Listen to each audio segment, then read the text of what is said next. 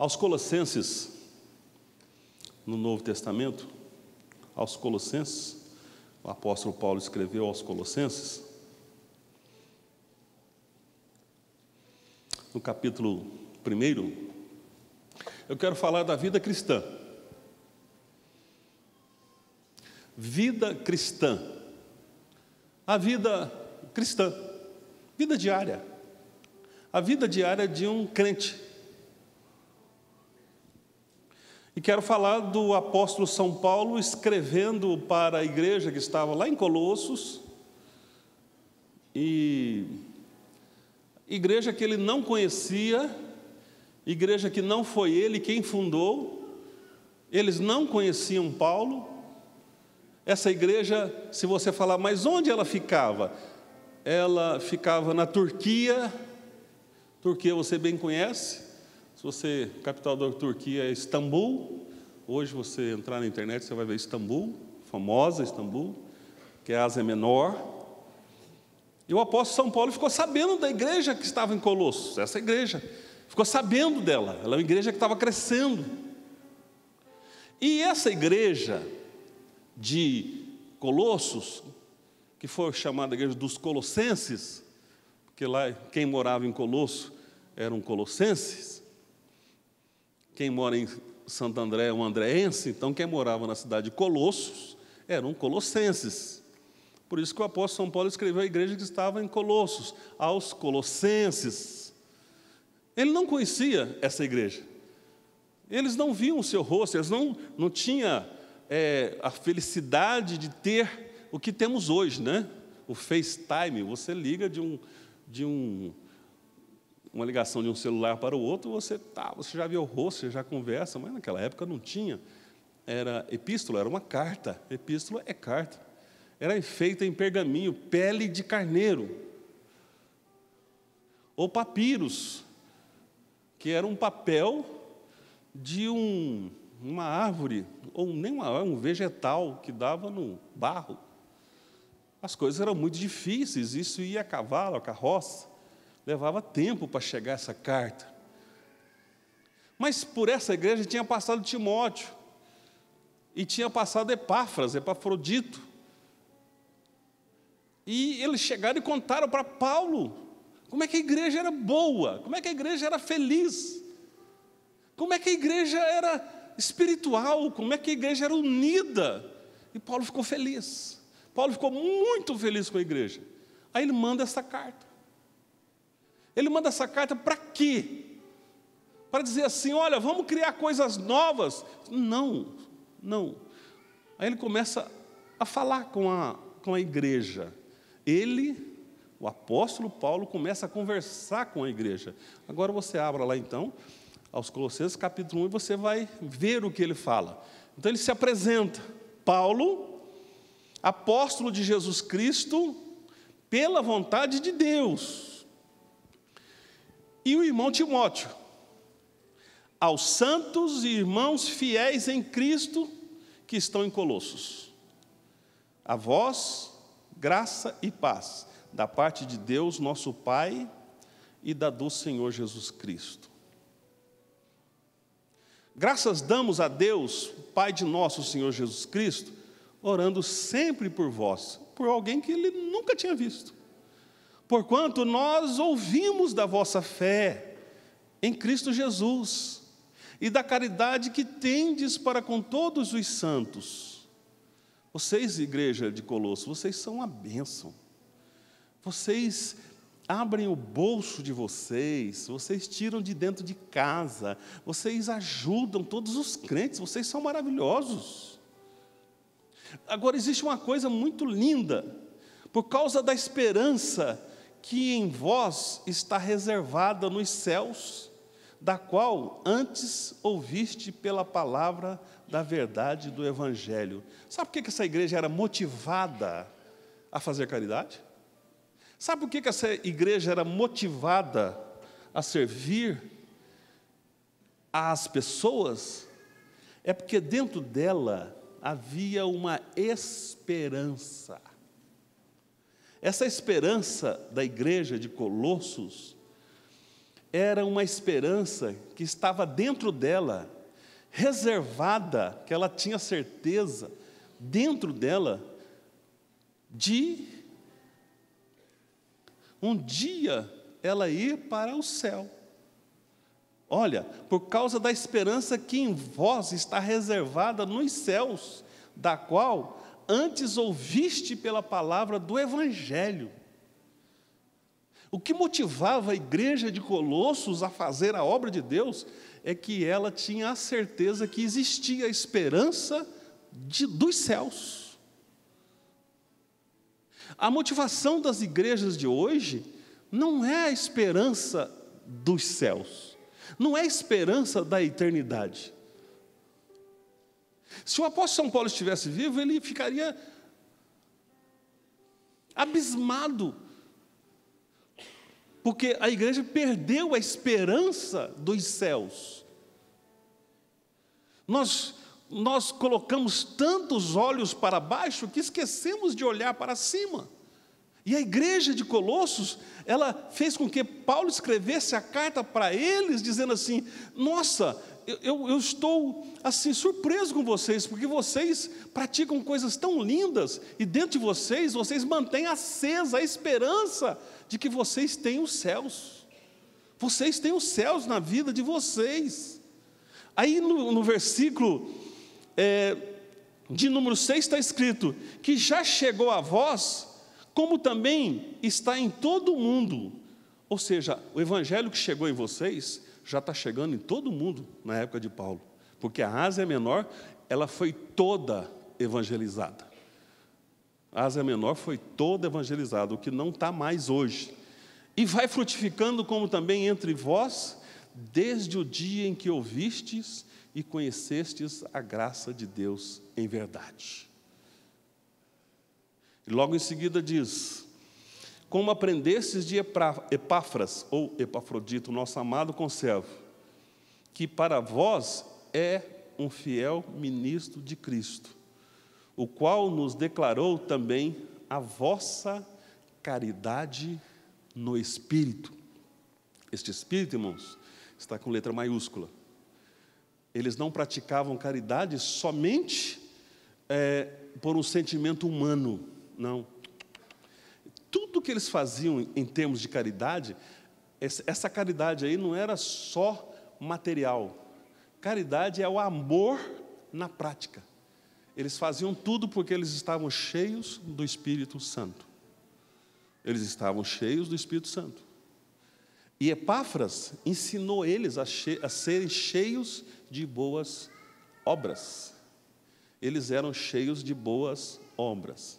Aí o versículo 9 diz: por esta razão, nós também, desde o dia que ouvimos falar de vocês, nós não cessamos de orar por vós, e estamos pedindo a Deus para que vocês sejam cheios de conhecimento da vontade de Deus, para toda sabedoria e inteligência espiritual.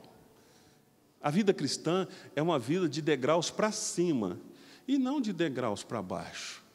Quando o apóstolo conheceu a crescente igreja de Colossenses, ele começou a orar por eles sem os conhecer fisicamente, para que eles pudessem ser cheios do conhecimento da vontade de Deus e da sabedoria de Deus e da inteligência espiritual. Porque existem pessoas que são cheios do Espírito Santo, mas não têm inteligência espiritual. Não sabe usar a inteligência espiritual. Não sabe aplicar a inteligência espiritual. Não sabe para que tem a inteligência espiritual. Existem pessoas que aplicam a inteligência espiritual para si mesmo. E nós estamos vendo isso, irmãos. E enganar pessoas que têm vontade de sair de alguma situação é muito perigoso. Chegará o dia que Jesus dirá para muitas pessoas assim: Senhor, em teu nome expulsamos demônios, em teu nome falamos línguas, em teu nome curamos. Ele disse: apartai-vos de mim, malditos, para o fogo eterno, eu nunca vos conheci. São pessoas que tiveram inteligência e sabedoria, mas não souberam aplicar. não souber usar, isso é muito feio, isso é muito mal, e darão contas ao Senhor. Mas o apóstolo estava preocupado com a igreja de Colossos, dizendo para eles: eu quero que Deus os oriente. Versículo 10, para que possais andar dignamente diante do Senhor, agradando ao Senhor. Existem pessoas que querem agradar ao pastor, querem agradar-se a si mesmo, querem ir no culto dizendo: eu quero gostar do culto essa noite. Dizer ao pastor: não gostei do culto. Mas o culto é dado ao Senhor, não é dado a gente. Nós temos que agradar a Deus, não é Deus que tem que nos agradar. O apóstolo São Paulo diz assim que nós precisamos andar de uma forma digna diante de Deus para agradá-lo em tudo, e sendo frutificado em toda boa obra, e crescendo no conhecimento de Deus. A maior alegria de uma pessoa que serve ao Senhor é conhecer Deus. Ora, se você é um médico, você precisa conhecer mais de medicina. Um contador, um advogado, você não pode parar onde você está. Se você é um cristão, um servo de Deus, você precisa conhecer mais a Deus. Você não pode ficar onde você está. Precisa conhecer mais. Como é que você tem uma Bíblia em casa, que é o manual de Deus, que é a carta de Deus, e você não conhece mais a Deus? Como é que fica? O seu conhecimento de Deus é como se você tem um testamento. O que é um testamento? É o que diz os direitos que você tem. Você não sabe os seus direitos. Se você não sabe os seus direitos, você também não sabe os seus deveres, o que você tem que fazer. Você precisa conhecer Deus. Como é que você conhece Deus? A palavra dele. E o apóstolo São Paulo diz assim: ora, para que vocês possam andar dignamente diante do Senhor, agradando a Deus em tudo, frutificando em toda boa obra e crescendo no conhecimento de Deus, corroborados, sendo fortalecidos em toda fortaleza, segundo a força da sua glória, a glória de Deus, o poder de Deus, Deus lhe dando paciência e longanimidade com gozo. Aprenda a conhecer Deus, aprenda a servir a Deus, aprenda a andar com Deus, sendo fortalecido por Deus, em toda a fortaleza, segundo a força da glória de Deus, em toda a paciência, longanimidade, com todo o gozo do Senhor. Versículo 12. Colossos, igreja que está aí em Colossos, dando graças ao Deus Pai, que nos fez idôneos para participar da herança dos santos na luz. Quer dizer isso, irmãos? Deus nos fez idôneos. O que é uma pessoa idônea? É uma pessoa que não pode ser apontada como uma pessoa que não tem direito a uma herança. Deus nos deu direito de ter a herança na pessoa de Jesus Cristo, nos tirou das trevas, nos pôs na luz e disse: vocês são idôneos de participar da herança, que era só de Jesus, agora vocês estão em Cristo Jesus, com direitos de ter a mesma herança de Jesus Cristo. Jesus é herdeiro e vocês são co-herdeiros com Jesus Cristo da mesma herança de Deus. Irmãos, isso é coisa linda que o apóstolo está revelando para a igreja de Colossos. Igreja de Colossos, fica firme. Essa é a vida cristã.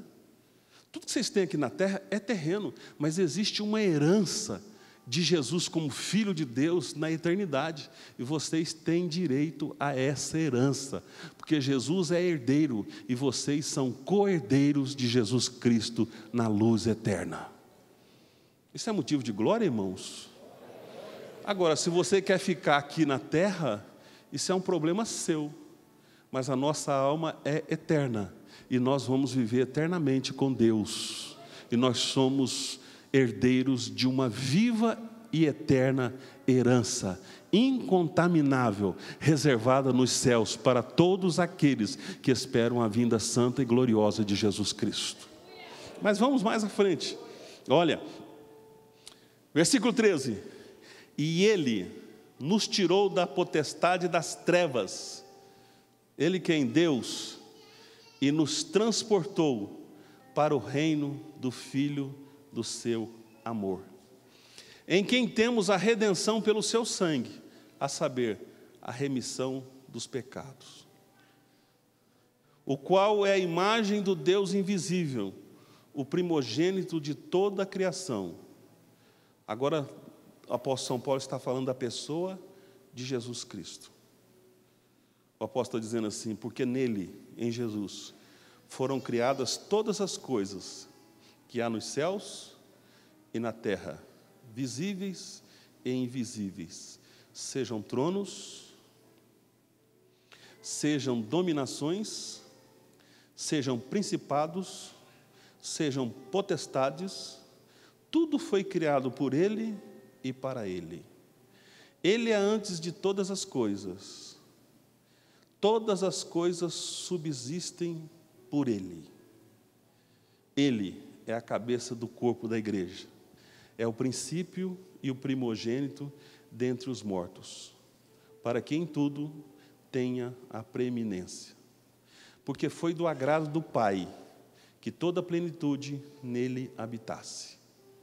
E que, havendo por ele feito a paz, Deus fez por Jesus a paz com a humanidade, pelo sangue da cruz, por meio dele reconciliasse consigo mesmo todas as coisas, tanto as que estão na terra, como as que estão nos céus. A vós também, que noutro tempo éreis estranho e inimigos no entendimento pelas vossas obras más, agora, contudo, vos reconciliou no corpo da sua carne, pela morte, para perante ele vos apresentar santos e irrepreensíveis e inculpáveis, se na verdade permanecerdes fundados e firmes na fé, e não vos moverdes da esperança do evangelho que tendes ouvido, o qual foi pregado a toda criatura que há debaixo do céu, e do qual eu, Paulo, estou feito ministro. Que palavra linda é essa que o apóstolo São Paulo diz para Colossos. Olha, preste bem atenção. Esse Jesus que vocês estão servindo aí, Colossenses, vocês não deixem dele por nada. Porque surgiu um grupo de pessoas lá na igreja, chamados gnósticos. Eles entraram dentro da igreja e criaram uma cultura tão linda de sabedoria, influenciada pela cultura grega, que falava tantas coisas lindas que deixaram os colossenses assim, nossa, a cultura era tão linda que desviou a atenção dos colossenses. Aí o apóstolo São Paulo ficou sabendo disso e mandou essa carta dizendo: para, Colossenses, para, esqueça essa sabedoria, volta para Jesus, nele foram feitas todas as coisas, ele é o princípio de tudo, ele fez tudo, ele criou tudo, tudo começou nele. Olha, preste bem atenção, foi do agrado do Pai que ele morresse, e Deus fez com que, através do seu sangue, tudo fosse reconciliado, tanto as coisas de cima, quanto as coisas de baixo.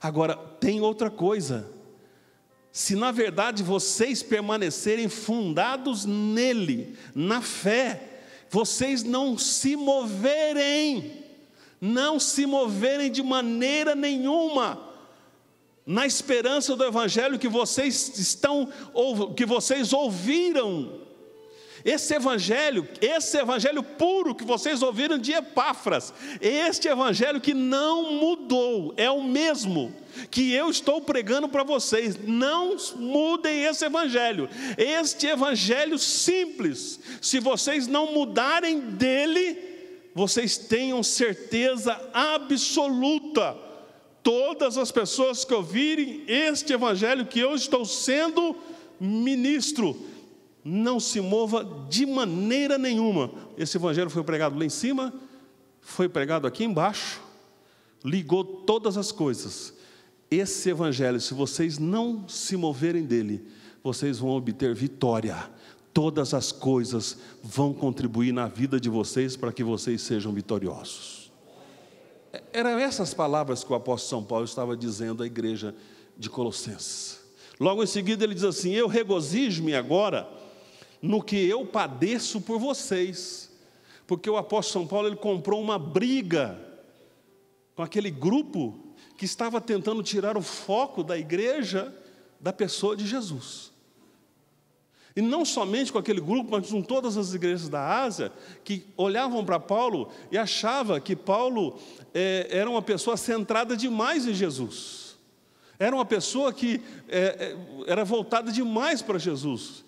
E as igrejas eram apaixonadas demais para Jesus, e eles queriam tirar a atenção de Jesus. Aí o apóstolo São Paulo diz assim: regozijo-me agora no que padeço por vós, na minha carne cumpro o resto das aflições de Cristo pelo seu corpo, que é a igreja. Ele via que o sofrimento na vida dele também passava pela igreja, que o que Jesus sofreu, o apóstolo sofria, e a igreja também era bombardeada. A igreja sempre foi bombardeada por pessoas que quiseram mudar a simplicidade do evangelho, da vida cristã. A vida cristã da igreja, ela sempre foi uma vida simples, uma vida comum, uma vida cotidiana. Sempre existiram pessoas desde o início da igreja que quiseram mudar a rotina da igreja. Aí você me pergunta: conseguiu? Conseguiu. A igreja, ela foi bombardeada durante muitos séculos e está sendo bombardeada. E viver uma vida cristã diária é muito difícil, principalmente hoje no Brasil, que é o maior país pentecostal do mundo. Viver uma vida cristã normal é muito difícil. É muito difícil se você não tiver um equilíbrio bíblico, senão você se perde. Porque o que você vê e o que você ouve, você fica maluco. Você fala: que evangelho é esse? É tanto teólogo, é os extremos, os absolutos, as loucuras no evangelho. O que você precisa fazer? Recorrer à palavra e ver dentro da palavra a simplicidade da palavra. As coisas mais simples, não tem coisa mais simples do que a palavra. Nós temos as epístolas paulinas, nós temos os ensinos do apóstolo São Paulo, do apóstolo João, do apóstolo Pedro, coisas tão simples. É só nós lermos, analisarmos com calma, debruçarmos, e nós vamos ver que a igreja cristã, o que ela precisa fazer é viver uma vida simples. Simples. É falar mais de Jesus, é viver mais com Jesus, é buscar mais a Jesus, é sentir mais a presença de Jesus, é buscar mais o Espírito Santo, é viver mais para Jesus. E as coisas vão fluindo, fluindo. Quer ver o que o apóstolo São Paulo fala? Versículo 25. Aí ele diz para os colossos, ou os colossenses: da qual eu fui feito ministro, segundo a dispensação de Deus. Dispensação, irmãos, dispensação é um período de tempo. Deus criou períodos de tempo. O que eu posso fazer? Deus criou, irmãos. Deus criou um período de tempo para Adão, chamado período adâmico. Deus criou um período de tempo para o jardim do Éden, o período edênico. Foi o tempo que o homem ficou dentro do Éden. A gente sabe quanto tempo foi? Não sei. Deus criou um período de tempo para o Noé, período noético. Deus criou um período de tempo para os patriarcas, período dos patriarcas. Deus criou um período de Abraão, período abraâmico. São períodos que Deus criou. Aí Deus criou um período chamado dispensação, um período de tempo. Foi um período chamado dispensação da lei, que era o tempo de matar animais, que foi de Abel até João Batista. Eram animais que morriam, o sangue cobria o pecado. Dispensação, período de tempo. Dispensação. Aí existe morte, término de João Batista, começa a dispensação da graça. Dispensação da graça. que é um período de tempo que vivemos hoje, que é o mesmo que a dispensação do Espírito que vivemos hoje. Só que essa dispensação, esse período de tempo, enquanto existia a lei, a época da lei, ninguém sabia disso. Ninguém sabia que isso viria. Era um negócio escondido. E no tempo de Paulo, Deus mostrou para Paulo isso. Deus revelou. Me foi concedida para convosco, para cumprir a palavra de Deus. E o mistério é uma coisa escondida.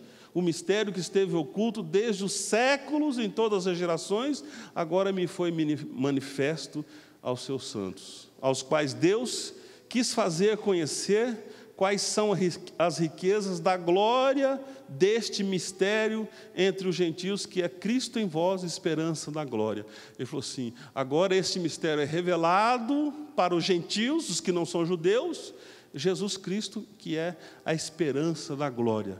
Ou seja, esse Jesus que vai ser conhecido em todas as nações. Deus quis fazer isso, a quem nós estamos anunciando, admoestando a todo homem, ensinando a todo homem toda a sabedoria, para que apresentemos todo homem perfeito em Jesus Cristo. Aí ele diz no versículo 29, para isso também trabalho, combatendo segundo a sua eficácia, que opera em mim poderosamente. Ou seja, eu estou trabalhando tudo que eu posso.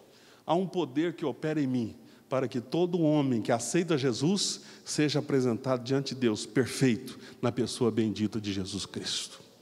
Essa era a obstinação do apóstolo São Paulo. Obstinação. Ganhar as igrejas para Jesus, e apresentar as pessoas perfeitas diante de Deus. Capítulo 2, estão cansados? Cansou, irmãos? Está enjoativo? Vida cristã. Capítulo 2, porque quero que saibais, agora ele começa a falar dele, hein? Quero que vocês saibam, quão grande combate tenho por vós. Ele está falando para os colossos, porque ele começou a orar por eles, e ele começou a sofrer na alma, o sofrimento da luta que a igreja de Colossos tinha. Porque quando você começa a orar por alguém, você começa a sentir na sua alma o que a pessoa sofre espiritualmente. E ele começa agora a confessar, a participar com a igreja de Colossos, o que ele também vive espiritualmente. O apóstolo São Paulo era um homem aberto, transparente. Ele não escondia os seus problemas. Ele dizia, eu também estou sofrendo, eu participei de uns combates grandes, porque quero que saibais quão grande combate tenho por vós. E não só por vocês, mas pelos irmãos que estão em Laodiceia, igreja na Ásia também. E por quantos não viram o meu rosto em carne. Então o apóstolo São Paulo, ele orava por muita gente, mantinha correspondência com muita gente que ele não conhecia pessoalmente. Eu estou orando por vocês, queridos, vocês todos que estão sofrendo por ser crente, vocês todos que estão gemendo por ser crente. E porque eu oro por vocês, eu sinto combate, eu combato. Mas com quem que eu combato? Com demônio, irmãos. Vocês querem saber um homem que tinha tanta doença? O apóstolo São Paulo. O apóstolo São Paulo tinha problema, irmãos, nos olhos.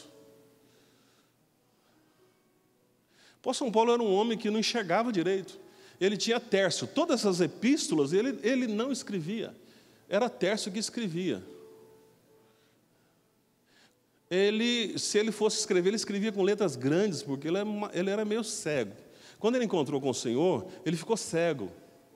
E talvez essa cegueira o acompanhou para o resto da vida. Ele enxergava muito pouco. Ele vivia doente. Ele era um homem doente. Ele era um homem solitário, irmãos. Ele era um homem duro. Ele era um homem que cobrava muito de si mesmo. Ele era perfeccionista. Ele era exigente, mas ao mesmo tempo ele era carinhoso, ele era zeloso, ele preocupava demais com as pessoas, mas ele arrumava muita encrenca, ele brigava muito. Era o temperamento de um ser humano. Paulo era um homem, irmãos, ele não era uma máquina, ele não era perfeito. Paulo brigou com Pedro. Foi briga assim, só de conversa, não. A Bíblia, quando ela fala não houve pouca discussão, quando fala não houve pouca, é porque houve muita.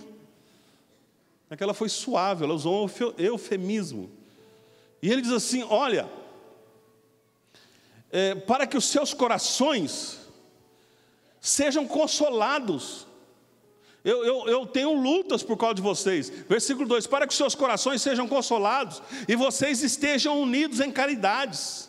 E vocês, irmãos, sejam enriquecidos de plenitude da inteligência para conhecimento do mistério de Deus Cristo.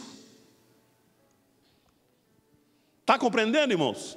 Eu oro, tenho batalha, e quero que vocês saibam do combate que eu tenho por vós, e dos que estão em Laodiceia, e por todos aqueles que não viram o meu rosto em carne, para que os seus corações sejam consolados, estejam unidos em caridades, enriquecidos da plenitude da inteligência, para conhecimento do mistério de Deus, Cristo.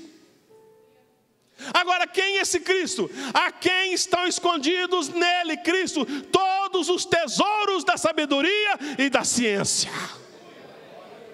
Agora eu vou fazer uma pergunta para você. Irmão, não veja maldade em mim, pelo amor de Deus. Põe amor nas minhas palavras. Põe amor nas minhas palavras. Não veja maldade em mim. Eu estou ensinando você para você crescer espiritualmente. Eu estou ensinando você para você buscar a Jesus. Eu estou ensinando você para você servir a Jesus. Mas está dizendo assim, em quem estão escondidos todos os tesouros da sabedoria e da ciência. Quando você busca Jesus de Nazaré, você tem sabedoria e você tem ciência. Sabedoria para você viver no mundo e ciência para você conhecer as coisas de Deus. Sabedoria para você receber as coisas do mundo, ciência para você conhecer as coisas de Deus. José tinha ciência para interpretar os sonhos. Daniel tinha ciência para interpretar sonhos. Agora, Salomão tinha sabedoria, irmãos. Salomão tinha sabedoria para trabalhar. Salomão tinha sabedoria para negociar. Salomão tinha sabedoria para construir. No tempo de Salomão nunca houve guerra. A rainha de Sabá ficou assim, ó, todo mundo ficava, Mas, irmão, Daniel nunca foi rei, irmãos. Daniel nunca construiu nada. Mas nunca na parede, nunca, quando escreveu na parede, Mene, Mene, Tekel, Farsim, ninguém pôde traduzir o que o anjo escreveu com aquela mão lá. Lembra? Vocês conhecem a Bíblia, vocês se lembram, né? Ninguém. Quem foi que traduziu? Quem foi que traduziu, irmãos? E o que ele traduziu? Pesado foste na balança? Cortado foi o teu reino? Essa noite você vai ser tirado. Isso aí chama ciência. Não é sabedoria, tá? Sabedoria de Salomão. Sabedoria para entrar, para sair, para criar copeiro, para construir templo. Isso é sabedoria. Ciência é diferente. Vamos lá ver outra ciência. Ciência. Está lá o sonho. Vaca magra, vaca gorda, espiga grande, espiga fina. Ninguém entende o sonho do rei. Aí chega lá José. O sonho é esse: 7 anos de fome, 7 anos de fartura. O que mais? Ó rei, tem um conselho. O que é isso? Ciência. Prevendo o futuro, ciência. O que é? Ajunte 1/5. Faça celeiros. Quando vier a fome, distribua para o povo. Aí ele diz assim, onde vou achar um homem desse que tem a ciência de Deus? Onde?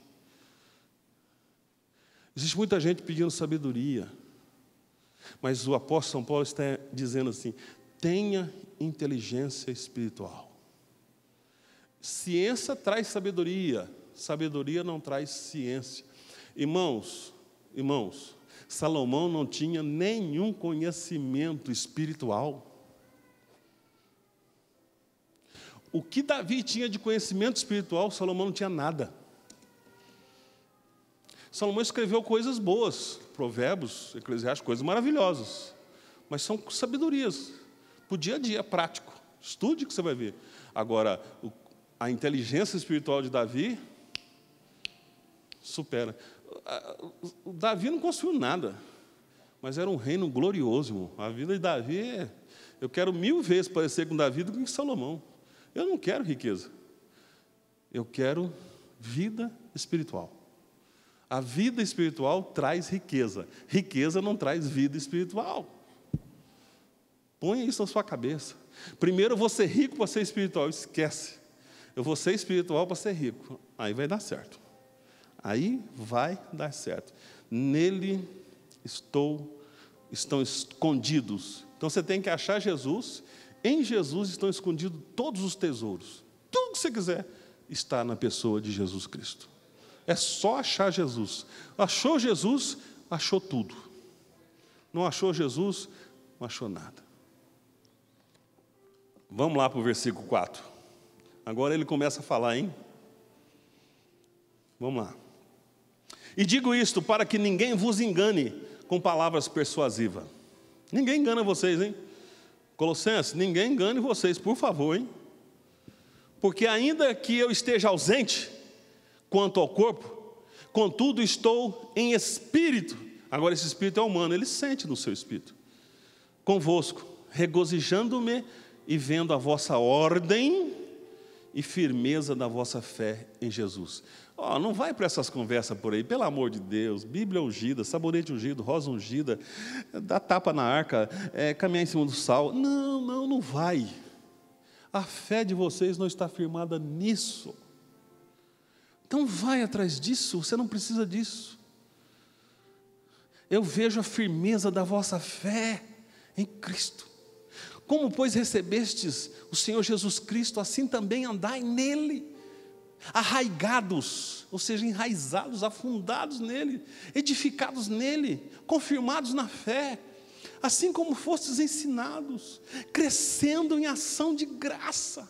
Irmão, a sua boca foi feita para dar glória a Deus e aleluia. Sua boca foi feita para estar alegre, feliz. A sua boca foi feita para dizer: Senhor, me socorra. Não é para você tem que estar sempre dizendo: Senhor, está ruim demais, está tudo triste, mas glória ao teu nome, Senhor, tu vai me dar vitória. Sabe, é assim, irmãos. Olha lá, versículo 8, tendo cuidado, irmão, tenha cuidado, para que ninguém vos faça presa sua. Irmão, não seja presa, não seja refém, não seja alguém que fica preso por meio de filosofia, irmão. Hoje tanta gente fica correndo atrás desses filósofos. O cara inventa, é porque no original grego, é porque no original hebraico. Irmão, João Ferreira de Almeida foi usado por Deus para traduzir isso aqui, irmão. Faz 100 anos que a Assembleia de Deus está ganhando alma para Jesus com isso aqui. Agora, vamos falar sério, irmãos. Só porque existem algumas mudanças que melhoram sim, irmãos. Melhora sim, em termos de sinônimos, melhora. É assim, lá em casa eu tenho uma empregada doméstica, parece um pouco pesado, né? Não, lá em casa eu tenho uma secretária do lar. Mudou alguma coisa? Então os pregadores vêm aqui e falam assim: é porque eu estudei teologia e aprendi o grego, o koiné. Koiné é o grego falado num povão lá da rua, né? E o grego clássico, falado como se fosse o português forense, né, no meio do fórum. Mas o que tem a ver, irmão? Se eu falar você ou você vai entender do mesmo jeito. A Bíblia foi escrita no aramaico, que é uma linguagem pobre, rudimentar. Tem um pouco de grego, tem um pouco de hebraico, mas mudou alguma coisa? Vocês já viram eu ficar explicando a raiz da palavra, a etimologia da palavra? Escuta, vai mudar alguma coisa para vocês? Vocês querem saber isso? Nos idos de 1517, o governador tal mandou cortar o pescoço da rainha. Vocês guardam isso para casa? Eu não guardo. Por que uma coisa que eu não guardo, eu vou querer que vocês guardem? Se vocês quiserem conhecer mais, aí vocês vão fazer teologia como o Antônio Sebastião, porque ele guarda. Eu sou meio prático nessas coisas, com sinceridade. Aquilo que não serve para mim, eu acho que não serve para vocês. Agora, eu admiro quem faz isso, mas isso é para cátedra, isso é para faculdade, isso é para escola. Eu acho lindo quando um camarada começa a discorrer, porque o pensador fulano de tal, John Stott, porque esse, Maxwell, Lucado, e tal. Eu leio esse pessoal todo, mas se eu começar a citar isso, eu sou pastor, irmão. O pastor faz arroz com feijão e ovo frito. É isso que eu sei fazer. Eu só sei fazer isso. De vez em quando sai uma picanha, de vez em quando sai uma polenta. Mas vamos lá. Onde foi que eu parei? Vamos ver se vocês sabem. Eu sei. É no 8. Tendo cuidado para ninguém vos faça de presa sua por meio de filosofia. Você sabe o que é filosofia, né? É a profundeza dos pensamentos, são os raciocínios, é aquilo que faz com que você mergulhe. Nossa! Vãs sutilezas, é aquilo que tira de você assim, ó. Tira o dinheiro do seu bolso e fica sorrindo. Segundo a tradição dos homens, irmãos, é um tal agora das igrejas voltar ao judaísmo, irmão. Querem colocar o quipá, o talide, sabe, irmãos? Umas coisas que a igreja quer voltar daquilo que saímos. A igreja saiu do judaísmo. Põe música e toca o chofar no meio da igreja. A igreja saiu do judaísmo. Para que voltar ao judaísmo? Para que, meu Deus? Arraigados e edificados nele. 8. Tendo cuidado para que ninguém vos faça presa sua por meio de filosofias, vãs sutilezas, segundo a tradição dos homens, segundo os rudimentos do mundo, e não segundo Jesus Cristo. Deixa tudo. Segue Jesus Cristo. Não os rudimentos do mundo. Porque nele, Jesus Cristo, nele habita corporalmente toda a plenitude da divindade. Em Cristo habita toda a plenitude da divindade. Toda a plenitude da divindade. Agora o versículo 10. Olha que coisa bonita. E estáis perfeitos nele, que é a cabeça de todo o corpo, que é a cabeça de todo o principado e potestade. Mano, parece difícil acreditar nesse versículo, né, irmão? Você olha para você, não, eu vou tirar você, olha para você. Eu olho para mim e falo, Silas, mas você está perfeito nele? Quando Deus olha para mim e olha para você, Ele não vê pecado. Porque Ele vê você em Jesus. E em Jesus você está perfeito. Porque se Ele olhar só para você, você é o pior pecador do mundo. Mas quando Ele olha para você, Ele não vê você. Ele vê Jesus em você. Aí você está perfeito.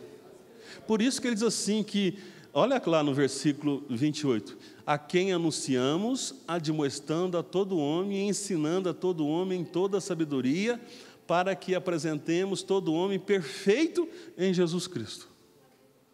Que coisa linda esse negócio de Deus, esse negócio de Jesus, esse negócio de evangelho, essa revelação. Quando Deus olha para a terra, se Ele olhar com ira, a terra explode.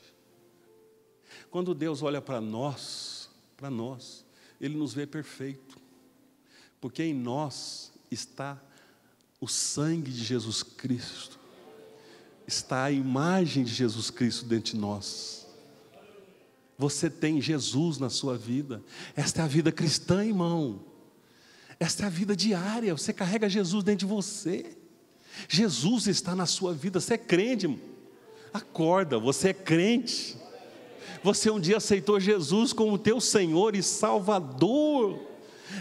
É o que te impulsiona a vir na igreja. Você é crente. Dá para dar um glória a Deus que você é crente? Olha aqui, parece loucura. Estais perfeitos nele, que é a cabeça de todo principado e potestade, no qual estais circuncidados com a circuncisão não feita por mão no despojo do corpo da carne, a circuncisão de Cristo. Irmão, que quer dizer isso, pastor? até o 8º dia, era um pacto judaico no período abraâmico, que todo menino do sexo masculino fosse circuncidado. Era tirado a pele do prepúcio do órgão masculino do menino, que era uma forma de mostrar que todo sexo masculino, todo menino é consagrado ao Senhor, que era uma forma, circuncisão é círculo.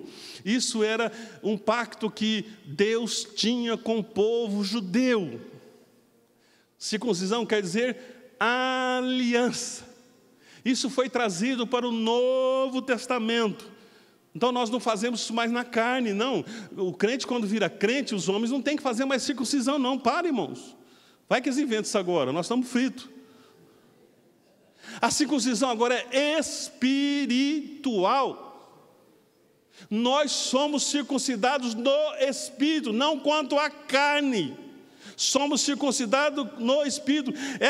Nós somos ligados agora na pessoa de Jesus Cristo. Agora é a mesma coisa do batismo. Olha o versículo embaixo do batismo. Sepultados com Ele no batismo, nele também somos ressuscitados pela fé no poder de Deus, que o ressuscitou de entre os mortos.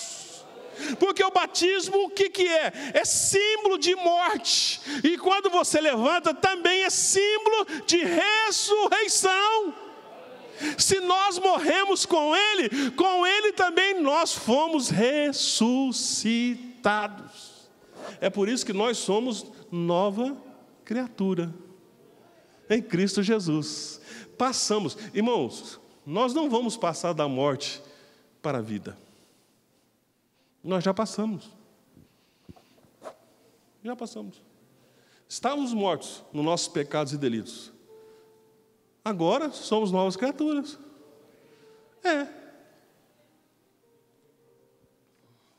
Eu sei que parece mentira, mas não é. Somos pecadores, porém santos. Sabia que você é santo? Esse santo quer dizer separado para servir a Deus. Todas as vezes que você é purificado pelo poder do sangue de Jesus, está vivendo para Deus, tem comunhão com Deus, você está em comunhão com Deus, você está santificado. Deus te usa. É simples. Não é uma coisa apavorante. Não, a vida cristã é uma coisa diária. Simples. Servir ao Senhor é você acreditar nessas coisas simples. As coisas que a Bíblia te fala. Vamos lá, só para terminar. Acho que ainda tem tempo. Vamos lá. Sepultados com Ele no batismo, nele também ressuscitados pela fé no poder de Deus que o ressuscitou dos mortos.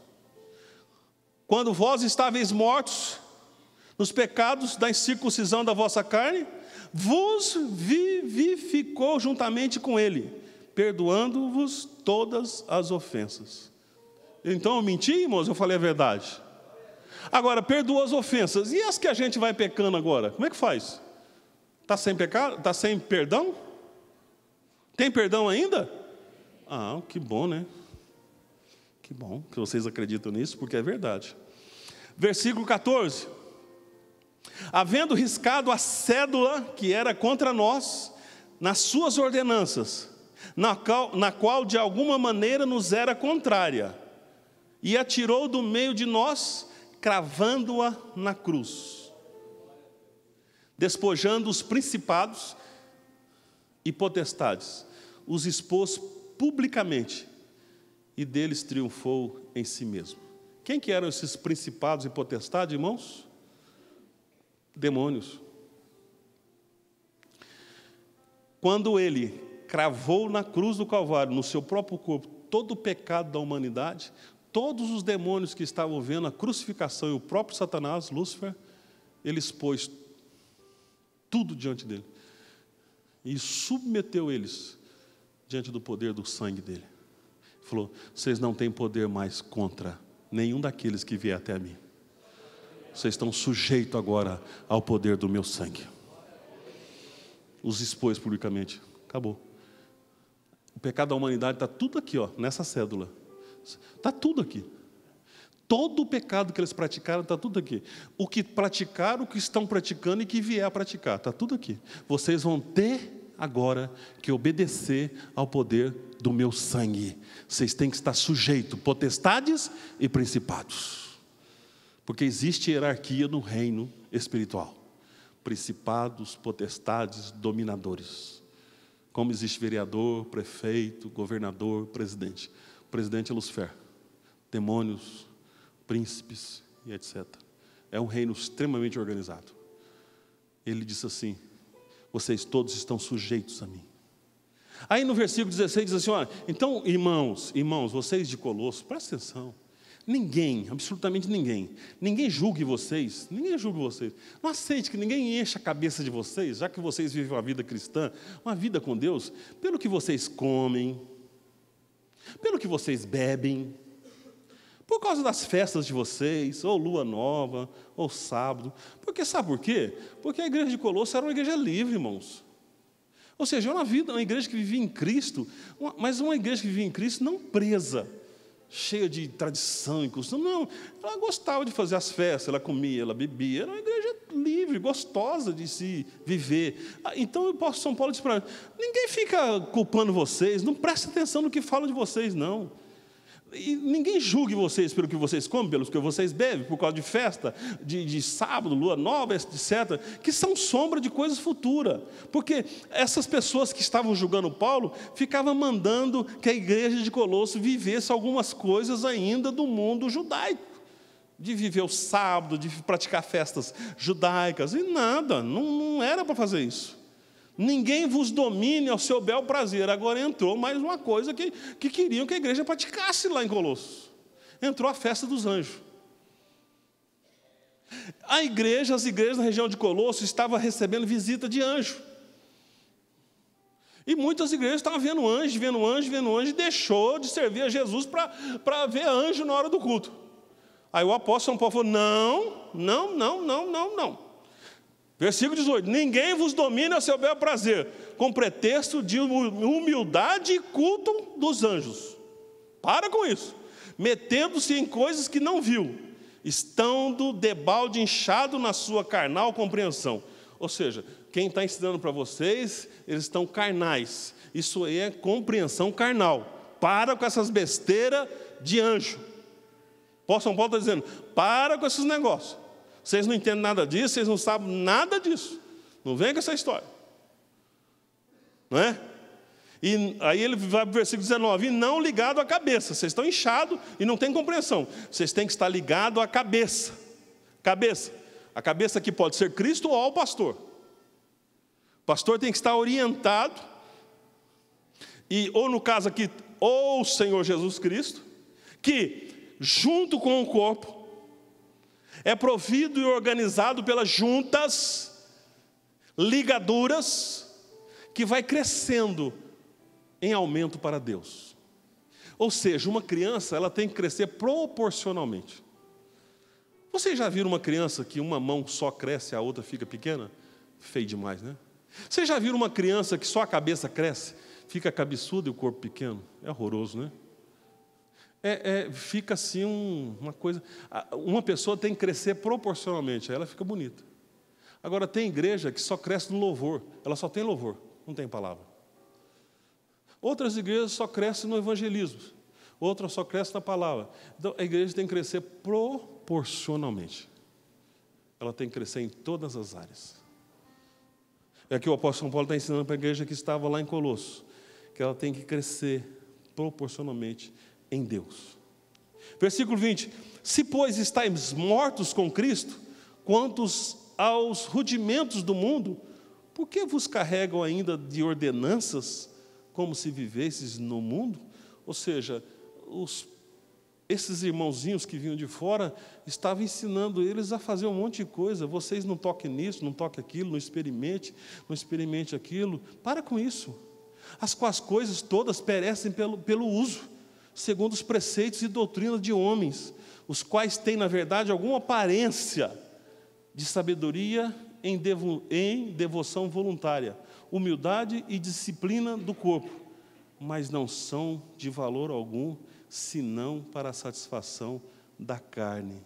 Ou seja, parem de fazer coisas que não edificam o Espírito do Senhor. Parem com isso. Igreja que está em Colosso, vocês receberam um bom evangelho, um ótimo evangelho, um evangelho que foi trazido para vocês com pessoas estruturadas. Permaneçam nele, fiquem nele. Não aceite nada que vem de fora. Mantenha esse evangelho seguro. Segure, não se mova facilmente. Agora só vamos encerrar no terceiro. Tem mais alguns minutos? Eu acho que vocês estão cansados. Então vamos para o 3. Até o versículo 17. É rapidinho. Portanto, se já ressuscitaste com Cristo, viu que ele foi pegando devagarzinho, Colossos? Ele primeiro elogiou, falou que eles estavam indo bem, que estava tudo legal, que a fé deles tinha chegado até ele, que ele estava muito feliz, que eles eram carinhosos, que eles eram espirituais, que eles estavam tudo bem. Ele falou: opa, vocês estão exagerando, estão fazendo culto aos anjos, estão mandando vocês, agora vocês estão dando muita atenção à filosofia, e agora vocês estão saindo um pouco da vossa humildade, estão dando culto aos anjos, e vocês estão escapando um pouquinho, e agora vocês estão deixando de lado a palavra, e estão fazendo muitas coisas que parece que estão voltando para a tradição de não fazer isso, não fazer aquilo, achando que isso é servir a Deus, e vocês estão esquecendo do céu. Aquilo que era no começo, que vocês só pensavam nas coisas de cima, que era a esperança de vocês, agora estão esquecendo o céu, gente. Ô Colossenses, o que houve? Viu só que inteligência de Paulo? Ele não bateu no começo. Ele começou a bater na igreja agora. Capítulo 3. Portanto, se vocês ressuscitaram com Cristo, buscai as coisas que são de cima, onde Cristo está sentado à destra de Deus. Pensai nas coisas que são de cima, e não nas que são da terra, porque já estáis mortos, e a vossa vida está escondida com Cristo em Deus. Quando Cristo, que é a nossa vida, se manifestar, então também vós vos manifestareis com Ele em glória. Mortificai, pois, os vossos membros que estão sobre a terra: prostituição, impureza, apetite desordenado, a vil concupiscência e avareza, que é a idolatria, pelas quais coisas vem a ira de Deus sobre os filhos da desobediência, nas quais coisas em outro tempo andastes, quando vivias nelas. Mas agora despojai-vos também de tudo: da ira, da cólera, da malícia, da maledicência, das palavras torpes da vossa boca. Não mentais uns aos outros, pois que já vos despistes do velho homem com seus feitos, e vos vestistes do novo homem que se renova para o conhecimento, segundo a imagem daquele que o criou, onde não há grego nem judeu, circuncisão nem incircuncisão, bárbaro, cita, servo ou livre, mas Cristo é tudo em todos. Revesti-vos, pois, como eleitos de Deus, santos e amados, de entranhas de misericórdia, de benignidade, humildade, mansidão, longanimidade, suportando-vos uns aos outros e perdoando-vos uns aos outros. Se algum tiver queixa contra outro, assim como Cristo vos perdoou, assim fazei vós também.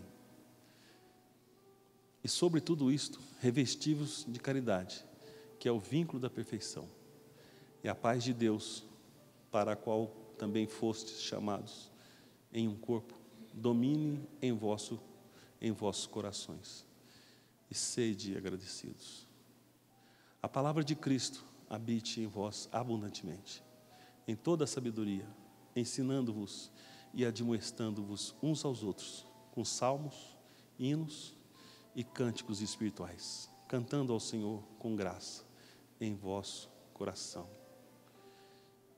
Quanto fizerdes por palavras ou por obras, fazei tudo em nome do Senhor Jesus, dando por Ele graças a Deus Pai.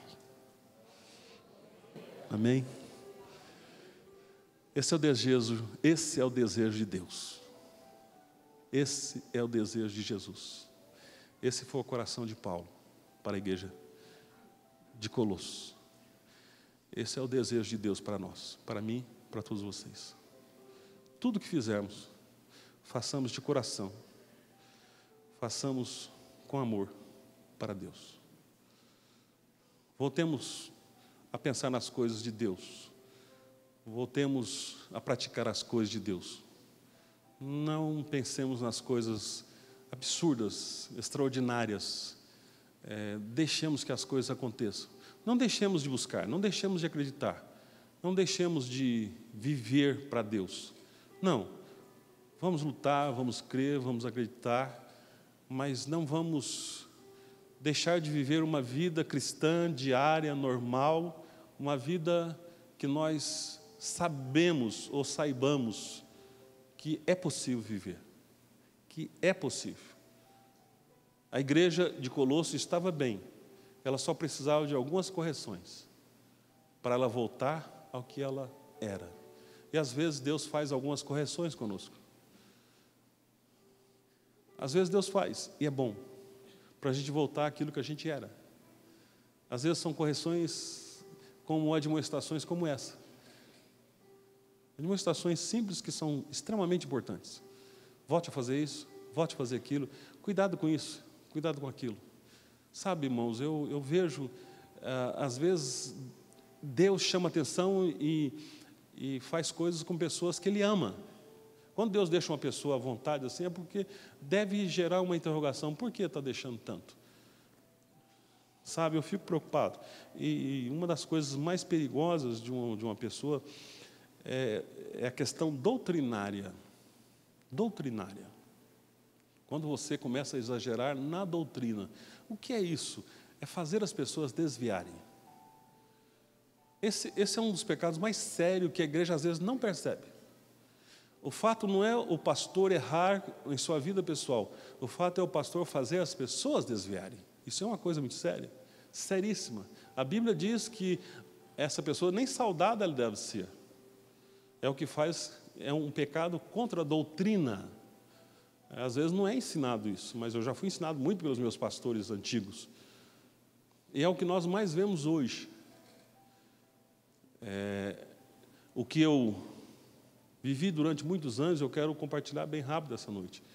Eu frequentei uma igreja há muitos anos nos Estados Unidos, que eu era convidado para ministrar para pastores. E era uma igreja de brasileiros, mas que cresceu demais, porque os brasileiros vão trabalhar nos Estados Unidos e a igreja cresce muito. A igreja tinha seguramente uns 6 mil membros, e a igreja ficou muito rica, porque os brasileiros trabalham demais lá e ficam dizimistas e ofertam. Mas a igreja era rica, ela tinha quase 40 congregações, mas é rica. Só para vocês terem noção, a escola bíblica tinha 1000 alunos. E eu ministrava todos os anos lá. Mas a igreja começou com isso. E eu parei de frequentar lá. Ela tinha essa coisa de anjos.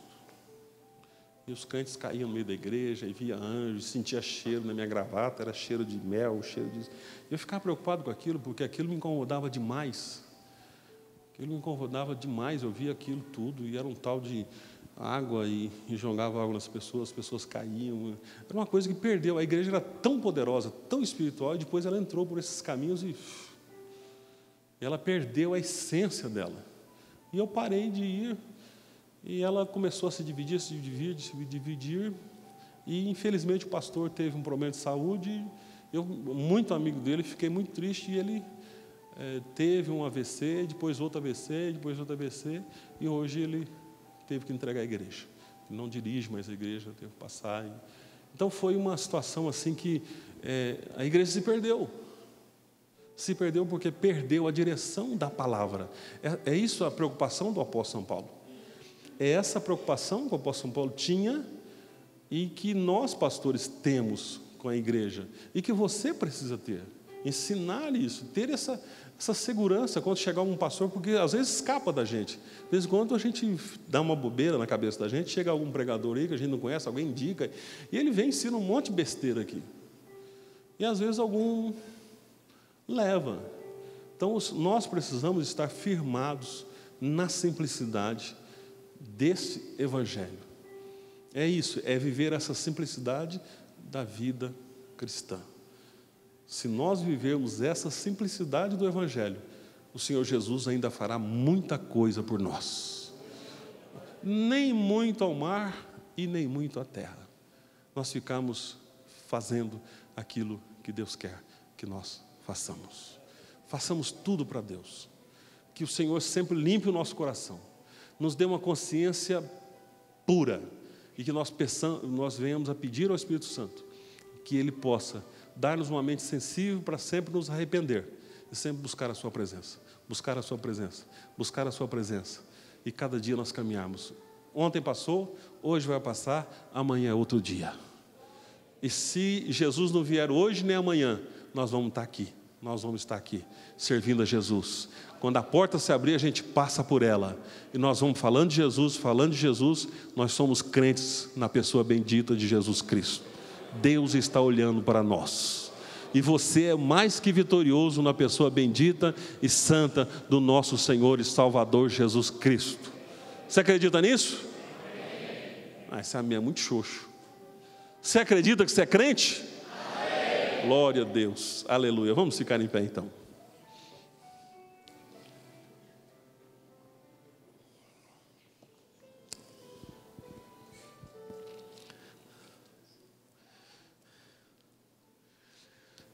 Que você possa sentir essa noite como um crente da igreja de Colosso. Quem sou eu para pensar como Paulo? Não eu seja um Paulo, mas que essa carta, até o capítulo 3, depois nós podemos ter entrado, mas que ela possa ter sido endereçada a você. Que as correções, as admoestações, você possa ter tomado para você. Que você possa ter pego para você. E que você possa, quando chegar em casa ou durante essa semana, que você possa ler com calma. Possa refletir. E quem sabe você possa ir até o final. Aí depois você possa voltar para Filipenses, ou depois posso voltar para Tessalonicenses, ou depois você pode ir para Filipenses, e você possa ver as cartas que o apóstolo São Paulo escreveu para as regiões da Ásia, e ver as preocupações dele com a igreja. O que o apóstolo São Paulo se preocupava com elas? Por que ele se preocupava? Por que Deus o impelia a falar com as igrejas? Essas cartas são para você também. É a preocupação de Deus com a sua vida. Com a minha, é o Deus preocupando-se com você, orientando você na vida cristã, na sua vida cristã, na minha vida cristã, na nossa vida cristã. É a preocupação de Deus em que você alcance o céu, em que você chegue à cidade celestial. É o destino de Deus para a sua vida e para a minha vida, porque eu quero o céu. Eu quero, irmãos. Eu não sei de você, mas eu vou. Parece que meia dúzia aqui vai comigo. Bem-vindo comigo essa meia dúzia, viu? O resto, nós vamos fazer como o apóstolo São Paulo. Vou combater por vocês. Senhor Deus, eterno Pai, nós te louvamos essa noite, Senhor, pela Tua palavra, Senhor. Te louvamos por cada momento que nós tivemos de poder compartilhar versículo por versículo. Talvez não tenhamos conseguido extrair dentro de cada versículo a profundidade que cada um tem, Senhor. Mas que isso tenha surgido no coração dos teus filhos, o desejo de conhecer melhor o Senhor. Abençoe a tua igreja, Senhor. Abençoe nesse instante os irmãos que trabalham, os irmãos que são aposentados. Abençoe os irmãos que estudam. Abençoe a tua igreja, Senhor. A tua igreja que segue triunfante, militante na face da terra. Abençoe o teu povo que ouviu essa noite a tua palavra. Senhor, nós não queremos julgar igreja nenhuma, Senhor. Nós apenas queremos alertar o teu povo a te servir com inteireza de coração. Senhor Deus, abençoe a tua igreja. Abençoe o ministério, os professores, maestros, cantores, músicos. Abençoe todos aqueles que trabalham na tua obra. Senhor Deus, nós vamos ofertar também essa noite, nós vamos dizimar. Abençoe o teu povo que vai trazer as suas ofertas, os seus dízimos. Abençoe aqueles, Senhor, que estão vivendo momentos difíceis econômicos, momentos difíceis em suas casas, em seus lares, momentos difíceis com seus trabalhos, mas nós cremos, Senhor, cremos realmente, como o apóstolo São Paulo disse, que ele combateu e combate, ou combateu por Laodiceia, combateu por Colossos. Nós também combatemos essa noite em oração. Nós combatemos, Senhor, porque nós sabemos no poder da sua palavra, nós sabemos do poder do seu sangue, nós sabemos do poder do seu nome. Senhor, nós te adoramos, Senhor, porque temos um Deus glorioso, temos um Deus maravilhoso, temos um Deus fiel, temos um Deus santo, temos um Deus poderoso, temos um Deus que faz coisas sobrenaturais, temos um Deus que faz coisas lindas e extraordinárias, temos um Deus que cuida de nós, temos um Deus que cuida dos nossos filhos, dos nossos netos, temos um Deus que cuida dos nossos pais, temos um Deus que cuida da nossa nação, temos um Deus que quebra as forças de Satanás, temos um Deus que ouve o nosso gemido, a nossa oração, e acima de tudo temos um Deus que nos admoesta, temos um Deus que chama as nossas atenções, temos um Deus que fala conosco. Ó Senhor Deus, ó Senhor, não deixe de falar conosco, use sempre a tua palavra, use sempre, Senhor, use os teus filhos, use os profetas, use quem o Senhor quiser usar, da forma como o Senhor quiser fazer, mas que seja, Senhor, sempre para a glorificação do teu nome, sempre para o louvor da sua glória. Faça, Senhor, segundo o querer da sua santíssima vontade. Pai santo e justo, nós te pedimos e nós te agradecemos, no nome santo e poderoso de Jesus. Amém, Senhor.